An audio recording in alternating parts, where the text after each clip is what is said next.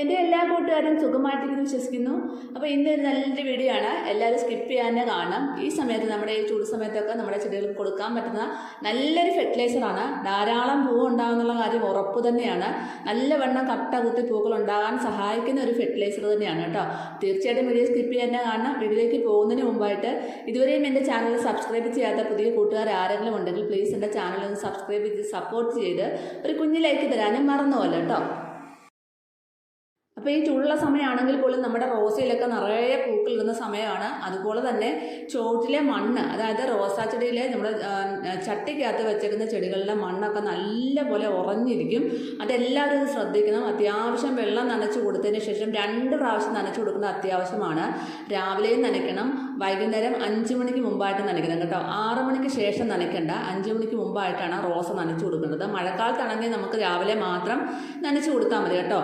നനച്ച് കൊടുക്കുന്ന സമയത്ത് ആഴ്ചയിൽ ഒരു ദിവസം നല്ലപോലെ നനച്ചിട്ട് മണ്ണൊക്കെ നന്നായിട്ട് നനഞ്ഞാൻ തോന്നുന്ന സമയത്ത് കുറച്ച് കഴിയുമ്പോഴത്തേനും നമ്മുടെ ഈ മണ്ണൊന്ന് ഇളക്കി കൊടുക്കേണ്ട അത്യാവശ്യമാണ്. റോസയുടെ ചൂട് ഇളക്കി കൊടുക്കണം കേട്ടോ. എന്നാലേ നല്ലപോലെ വേരോട്ടം കിട്ടത്തുള്ളൂ.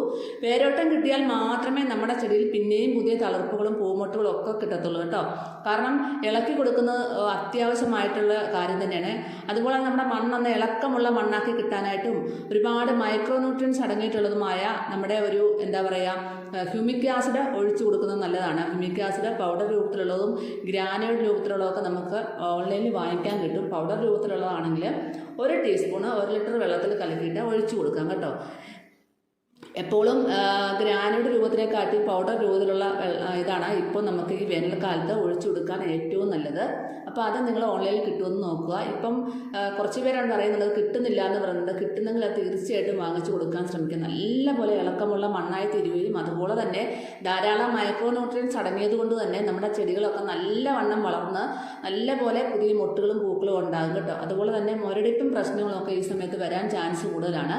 അപ്പോൾ നമ്മൾ എക്സോഡസ് ഒരു 15 ദിവസം കൂടുമ്പോൾ ഒരിക്കലും എക്സോഡസ് മറക്കാതെ സ്പ്രേ ചെയ്ത് കൊടുക്കുക. എക്സോഡസ് കഴിഞ്ഞ പ്രാവശ്യം ചോദിച്ചു എക്സോഡസ് എവിടെ കിട്ടുമെന്നൊക്കെ 2-3 പേര് ചോദിച്ചിട്ടുണ്ടായിരുന്നു. ഓൺലൈനിൽ വാങ്ങിക്കാൻ കിട്ടും.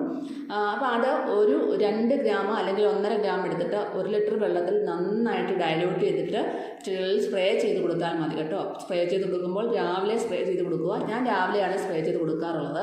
അപ്പോൾ നല്ല റിസൾട്ട് കിട്ടാം. ഒരടിപ്പും പ്രശ്നങ്ങളും ഒക്കെ ഉണ്ടെങ്കിൽ മാറി കിട്ടും. പിന്നെ നമുക്ക് ഇടയ്ക്ക് വെളുത്തുള്ളി ചതച്ചതും അതുപോലെ തന്നെ മഞ്ഞൾപ്പൊടിയും കൂടെ ഇട്ട് മിക്സ് ചെയ്തിട്ട് അരിച്ചെടുത്തിട്ട് 1 ലിറ്റർ വെള്ളത്തിൽ ഡൈല്യൂട്ട് ചെയ്തിട്ട് സ്പ്രേ ചെയ്ത് കൊടുക്കാം. ഇങ്ങനെയും നമുക്ക് ചെയ്യാം കേട്ടോ.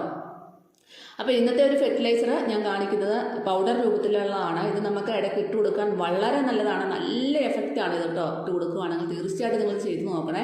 അതിനായിട്ട് നമ്മൾ മുട്ടത്തോടെ ഉണക്കി വെച്ചിട്ടുണ്ട് കേട്ടോ. ഇത് ഞാൻ മുട്ടത്തോടെ ശേഖരിച്ച് വെച്ചിട്ട് നന്നായിട്ട് വെയിലത്ത് വെച്ച് ഉണക്കാം. ഇല്ലെങ്കിൽ നമുക്ക് നന്നായിട്ട് പൊടിച്ചെടുത്തിട്ട് ഉണക്കുകയും ചെയ്ത് എങ്ങനെ വേണമെങ്കിലും നമുക്ക് ചെയ്യാം കേട്ടോ. 2 രീതിയിൽ നമുക്ക് ചെയ്യാം. കാരണം പുഴുങ്ങിയ മുട്ടയുടെ തോട ആരും എടുക്കരുത്, വാട്ടിയ മുട്ടയുടെ തോടെ എടുക്കാവുള്ളൂ കേട്ടോ. നമ്മൾ ഒന്നെങ്കിൽ ഇത് പുഴുങ്ങിയ മുട്ടയുടെ തോടെ എടുക്കരുത്, വാട്ടിയ മുട്ടയുടെ തോടെ എടുക്കാവുള്ളൂ. മിക്കവാർക്കും പേർക്ക് അറിയാം. അറിയാത്തവർക്ക് വേണ്ടിയിട്ടാണ് ഞാൻ ഒന്നും കൂടെ പറയുന്നത് കേട്ടോ. എന്നിട്ട് നമ്മൾ അകം നന്നായിട്ട് കഴുകി വൃത്തിയാക്കണം. അതിൻ്റെ മുട്ടയുടെ അംശമൊക്കെ ഇരിപ്പുണ്ട്, അതെല്ലാം കഴുകി കളയണം കേട്ടോ. എന്നിട്ട് വേണം എവിടെയെങ്കിലും ഒരു പാത്രത്തിൽ, പഴയ പാത്രത്തിൽ ഇട്ട് വെച്ചേക്കുക. അതിങ്ങനെ വെള്ളം പറ്റി അവിടെ നന്നായിട്ട് ഇരുന്നോളും. പിന്നീട് നമുക്ക് ഇതുപോലെ ഒരു പേപ്പറിലോ അല്ലെങ്കിൽ മുറത്തിലോ ഇങ്ങനെ ഇടുക. എന്നിട്ട് നന്നായിട്ട് ഇതുപോലെ കൈകൊണ്ട് തന്നെ പൊടിച്ചെടുക്കുക. ഇങ്ങനെ വേണമെങ്കിൽ നമുക്ക് ഉണക്കിയെടുക്കാം. കുറച്ചും കൂടെ നല്ലതായിട്ട് ചെയ്യണമെന്നുണ്ടെങ്കിൽ നമുക്ക് ഇതുപോലെ പഴയ മിക്സിയുടെ ജാറോ അല്ലെങ്കിൽ നമ്മൾ ഉപയോഗിക്കുന്ന മിക്സിയുടെ ജാറാണെങ്കിലും കുഴപ്പമൊന്നുമില്ല. വെള്ളമയം ഒന്നും കാണരുത്. എന്നിട്ട് നന്നായിട്ടൊന്ന് പൊടിച്ചെടുക്കണം. പൊടിച്ചെടുത്തതിന് ശേഷം നമുക്കൊന്ന് വെയിലത്ത് വെച്ച് നന്നായിട്ട് ഉണക്കിയെടുക്കണം കേട്ടോ. നല്ലൊരു വെയിൽ കൊള്ളിക്കണം. അപ്പം ഞാൻ നന്നായിട്ടൊന്ന് ഉണക്കിയെടുക്കുന്നുണ്ട്. അപ്പോൾ ഈ ഉണക്കിയെടുക്കുന്നതിൻ്റെ കാര്യം എന്നാ ഫംഗൽ ബാധയൊന്നും ഉണ്ടാവാതിരിക്കാനുണ്ട്. നമ്മൾ ഇതിൻ്റെ കൂടെ ഫംഗലൊക്കെ ഉണ്ടാവുകയാണെങ്കിൽ നമ്മുടെ ചെടികൾക്കും അത് ബാധിക്കും. അതുകൊണ്ട് നമ്മൾ നന്നായിട്ടൊന്ന് തന്നെ ഒന്ന് ഉണക്കണം. ഈ ഉണക്കിയെടുത്തതിന് ശേഷം ഞാൻ അതിൻ്റെ കൂട്ടത്ത് ഒരു വലിയ കൈപിടി ചാരം അല്ലെങ്കിൽ ചെറിയൊരു കപ്പ് നിറച്ച് ചാരം ചേർക്കുന്നുണ്ട്. ഏകദേശം ഒരു നമ്മുടെ വലിയൊരു കൈ നിറച്ചുള്ള ചാരമുണ്ട്. അപ്പോൾ ചാരം ധാരാളം പൊട്ടാഷൊക്കെ അടങ്ങിയാണ്. നിങ്ങൾക്ക് എല്ലാവർക്കും ചാരത്തിൻ്റെ ഗുണങ്ങൾ അറിയാം. അപ്പോൾ അതുകൊണ്ട് പ്രത്യേകിച്ച് പറയേണ്ട കാര്യമൊന്നുമില്ല. അപ്പോൾ ഈ സമയത്ത് നമുക്ക് ചാരം കൊടുക്കുന്നത് വളരെ നല്ല, ഒത്തിരി കൊടുക്കണ്ട കേട്ടോ. ഒരു കൈപിടി നിറച്ചൊക്കെ കൊടുത്താൽ മതി. പിന്നെ അതിൻ്റെ കൂടെ ഞാൻ എന്താ പറയുക കുറച്ച് 2 കൈപിടി വേപ്പിൻ പിണ്ണാക്ക് കൂടെ ചേർക്കുന്നുണ്ട്. വേപ്പിൻ പിണ്ണാക്ക് നമ്മുടെ ചെടികളുടെ കേടുപാടുകളൊക്കെ കേടൊക്കെ തീർക്കാനായിട്ടും അതുപോലെ തന്നെ മുരടിപ്പും പ്രശ്നങ്ങളൊക്കെ മാറാനായിട്ടും അതുപോലെ തന്നെ ധാരാളം പൂക്കൾ ഉണ്ടാവാനായിട്ടും ഒക്കെ നമ്മുടെ ഈ ഒരു വേപ്പിൻ പിണ്ണാക്ക് വളരെയധികം, വേപ്പിൻ പിണ്ണാക്ക് ഇത് തന്നെ ഒരുപാട് ഗുണങ്ങളുണ്ട് കേട്ടോ. അപ്പോൾ ഇതെല്ലാം കൂടെ നന്നായിട്ടൊന്ന് മിക്സ് ചെയ്തെടുക്കുക കേട്ടോ. അപ്പോൾ ഇത് നമ്മുടെ കുറേ ചെടികൾക്കെല്ലാം കൂടെ കൊടുക്കാനാണ്. ഏകദേശം ഒരു കുറച്ചേറെ മുട്ടത്തോടുണ്ടെങ്കിൽ നമുക്ക് എല്ലാ ചെടികൾക്കും കൊടുക്കാൻ പറ്റില്ല. അപ്പോൾ ശേഖരിച്ച് വെച്ചതിന് ശേഷം മാത്രം ഇതുപോലെ എടുക്കുക. എന്നിട്ട് നന്നായിട്ടൊന്ന് മിക്സ് ചെയ്തെടുക്കുക. മിക്സ് ചെയ്തെടുത്തതിന് ശേഷം നമുക്ക് ഓരോ കൈപിടി വീതം നമ്മുടെ ചെടികളുടെ ചുവട്ടിൽ ഇട്ട് കൊടുക്കാം കേട്ടോ. എത്രയും നിങ്ങൾക്ക് ചെടികളുണ്ടോ അതിനനുസരിച്ച് നിങ്ങൾ ഇതുപോലെ എടുക്കുക. അതിനനുസരിച്ച് നമ്മുടെ വേപ്പിൻ പിണ്ണാക്കിൻ്റെയും ചാരത്തിൻ്റെയും ഒക്കെ അളവ് കൂട്ടുക. ഒരുപാട് ചാരം വേണ്ട. അതിൻ്റെ ഞാനിപ്പോൾ കാണിച്ച പോലെ തന്നെ അതിൻ്റെ അനുസരിച്ച് കൂട്ടുക. ഇപ്പോൾ ഏകദേശം ഒരു കപ്പ് നിറച്ച് നമ്മുടെ എന്താ പറയുക നമ്മുടെ മുട്ടത്തോട് പൊടിച്ചിട്ടുണ്ട്. ഒരു കപ്പെന്ന് പറയുമ്പോൾ ഏകദേശം 3 കൈ നിറച്ച് വരും കേട്ടോ.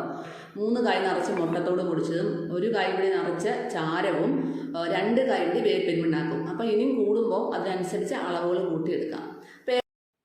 എന്നിട്ട് ചെറിയ ചട്ടിയും വലിയ ചട്ടിയും അതിനനുസരിച്ച് നമ്മൾ ഇതുപോലെ ഇട്ട് കൊടുക്കുക. അപ്പോൾ ഇട്ട് കൊടുക്കുമ്പോൾ എപ്പോഴും ശ്രദ്ധിക്കണം, നമ്മുടെ ഏത് ചെടികളാണെങ്കിലും റോസയാണെങ്കിലും ഏത് ചെടികളാണെങ്കിലും മണ്ണ് നനവുണ്ടായിരിക്കും. ആ നനവുണ്ടായിരുന്ന മണ്ണിൽ മാത്രമേ നമ്മളിത് ഇളക്കി കൊടുക്കാവുള്ളൂ.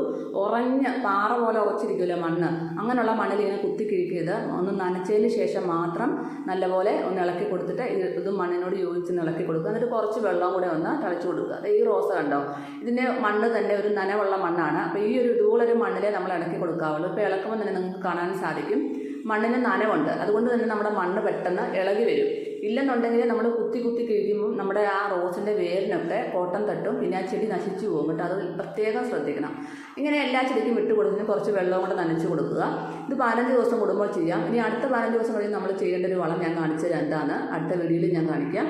അപ്പോൾ അങ്ങനെ മാറി നമ്മളിങ്ങനെ വളം കൊടുത്താൽ മാത്രമേ നമ്മുടെ റോസ നല്ലവണ്ണം പൂക്കത്തുള്ളൂ. ഇത് കണ്ടോ, നല്ല പുതിയ തളർപ്പുകളും മുട്ടുകളും ഒക്കെ വരുന്നുണ്ട്. അപ്പോൾ ഇങ്ങനെ നമ്മൾ ചെയ്ത് കൊടുക്കുന്നതുകൊണ്ടാണ് നമ്മുടെ റോസയ്ക്കൊക്കെ നല്ല രീതിയിലുള്ള മുട്ടുകളും പൂക്കളും ഒക്കെ വരുന്നത് കേട്ടോ.